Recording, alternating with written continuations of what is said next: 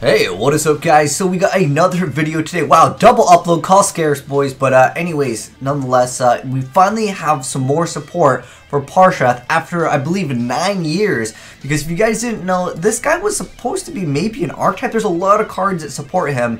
But with this new addition of the new boss monster for the new counter fairy structure deck got revealed. So let's go ahead and check him out and talk a little bit about him. So anyways, the last card I think we got again was like 9 years ago, which is the Avenging Knight Parshath, which was a synchro monster. But we're really here again to check out the effect of the new guy here. So this is Angel Paladin Arc Parshath. It's a new level 9 fairy type, and it's got 2800 attack, 2300 defense points, and its first effect reads, if this card is in your hand or graveyard, if you activated a counter trap card, or if you negated the activation of a monster effect or a spell or trap, you can banish 2 fairy monsters from your hand, field, and or graveyard except for this card to special summon this card.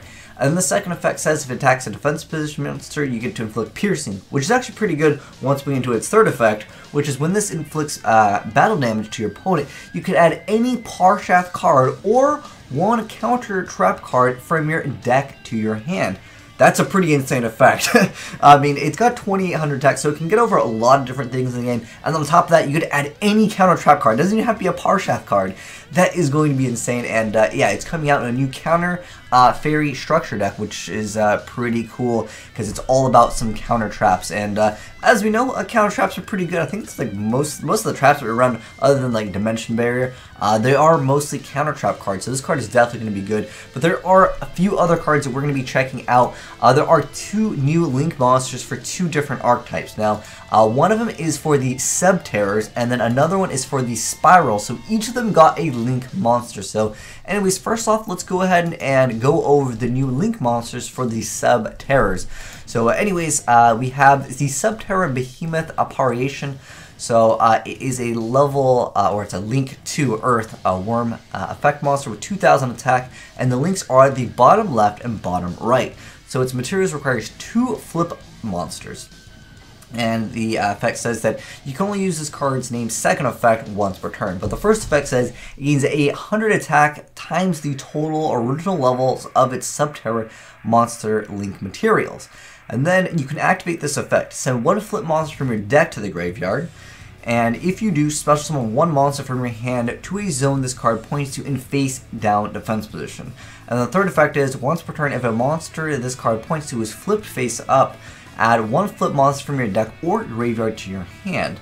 And then there's just the other prints of some of the Subterror cards for the Japanese or OCG players.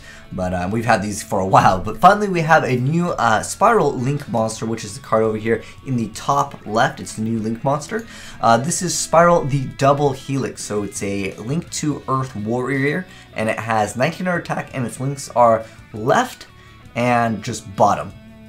And anyways, you can only use this card's name's second effect once per turn. Oh, its materials are 2 Spyral monsters. But anyways, so the first effect is that this card's name becomes Spyral Super Agent while it is on the field or in the graveyard. And then the second effect says you can declare out 1 card type, monster, spell, or trap. Then you get to reveal the top card of your opponent's deck. And if you do, and if it's to declare the type, you get to take 1 Spyral monster from your deck or graveyard, add it to your hand, or special summon it to your zone that this card points to. That's pretty good, man. Spyrals have so much searchability, it is crazy, and the fact that it's Super Agent definitely helps out for the archetype. But anyways, going back to like Parshath, because these are cool to get new Link monsters for decks that, you know, they were kind of exclusive, but no one really played them. Hopefully this will make players play them, and you guys let me know if you guys think they're going to be viable or not. But like I said, I'm actually more stoked about the whole Parshath stuff. But anyways, going back to some of the other obscure cards, kind of, I guess this is partially a market watch video. Anyways, as far as like cards that support the Parshath archetype, before, I guess let's make this a little bigger, and let's swap overlays here so you guys can actually read the cards. But anyways, so we have there's a few other cards for the Parshath archetype, but I think only one of them might be viable. So anyways, first off, we have the Neo Parshath, the Sky Paladin. So you can summon this by tributing a Air Knight Parshath by special summoning it. And if it does piercing, you get to draw 1 card, and while Sanctuary in the Sky is on the field and your life points are higher than your opponent's, it gains attack and defense equal to the difference in life points. So this card can have okay attack. I don't think this card is very viable though, unless of course the new support supports the older stuff. But Air Knight Parshath makes it so when it inflicts piercing, you get to well, it does piercing, and then whenever it inflicts battle damage, you get to draw a card. It only has 1900 attack, so there's a downside to this. And then we have Dark Knight Parshath.